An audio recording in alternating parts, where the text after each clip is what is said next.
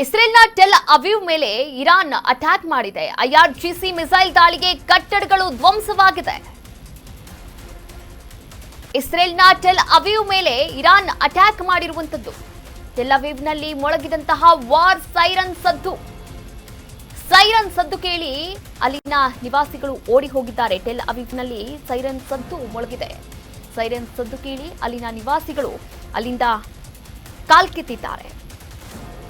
ನೋಡಿ, ಕಳೆದ 6 ದಿನಗಳಿಂದ ಕೂಡ ಗಲ್ಫ್ ರಾಷ್ಟ್ರಗಳಾದಂತಹ ಬಹ್ರೇನ್ ಇರ್ಬೋದು, ಕುವೈತ್ ಇರ್ಬೋದು, ಕತಾರ್ ಇರ್ಬೋದು, UAE, ಇರಾನ್ ಮತ್ತು ಸಾವಿರಾರು ಡ್ರೋನ್ ಹಾಗೂ ಬ್ಯಾಲಿಸ್ಟಿಕ್ ಕ್ಷಿಪಣಿಗಳನ್ನು ಉಡಾವಣೆ ಮಾಡ್ತಾ ಇದೆ ಇರಾನ್. ಈಗ ಅದರಂತೆಯೇ ಇಸ್ರೇಲ್ನ ರಾಜಧಾನಿಯಾದಂತಹ ಟೆಲ್ ಅವೀವ್ ಮೇಲೆ ಇರಾನ್ ಅಟ್ಯಾಕ್ ಮಾಡ್ತಾ ಇರುವಂತದ್ದು. IRGC ಮಿಸೈಲ್ ದಾಳಿಗೆ ಕಟ್ಟಡಗಳು ಧ್ವಂಸವಾಗ್ತಾ ಇದೆ. ಹಾಗೆ ಅಲ್ಲಿ ವಾರ್ ಸೈರನ್ ಕೂಡ ಮೊಳಗಿರುವಂತದ್ದು.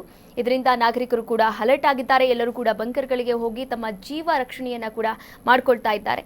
ಒಟ್ಟಾರೆಯಾಗಿ ಅಲ್ಲಿನ ನಿವಾಸಿಗಳು ಇದೀಗ ಭಯದಲ್ಲೇ ಬದುಕ್ತಾ ಇದ್ದಾರೆ.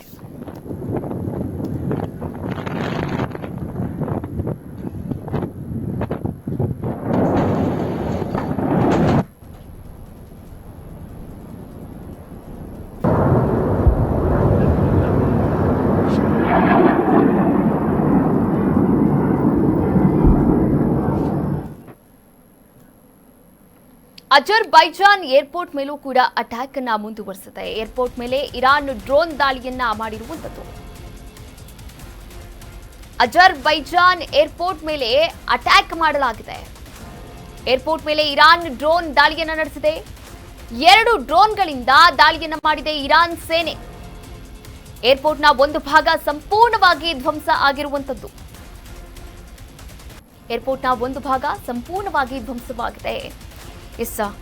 ವಿಮಾನ ನಿಲ್ದಾಣ ಮತ್ತು ಶಾಲೆಯೊಂದರ ಮೇಲೆ ಡ್ರೋನ್ ದಾಳಿಯನ್ನು ಕೂಡ ನಡೆಸಲಾಗಿದೆ. ಈ ಡ್ರೋನ್ ದಾಳಿಯಲ್ಲಿ 2 ಗಾಯಗೊಂಡ ನಂತರ ಅಜರ್ಬೈಜಾನ್ ಇರಾನ್ ರಾಯಭಾರಿಗೆ ಸಮನ್ಸ್ ಅನ್ನ ಕೂಡ ನೀಡಿರುವಂತದ್ದು. ನೀವೇನು ದೃಶ್ಯಾವಳಿಗಳಲ್ಲಿ ಗಮನಿಸ್ತಾ ಇದ್ದೀರಾ, ಇದು ಅಜರ್ಬೈಜಾನ್ ಏರ್ಪೋರ್ಟ್ ಮೇಲೆ ಅಟ್ಯಾಕ್ ಮಾಡಿದಂತಹ ದೃಶ್ಯಾವಳಿಗಳಾಗಿದೆ.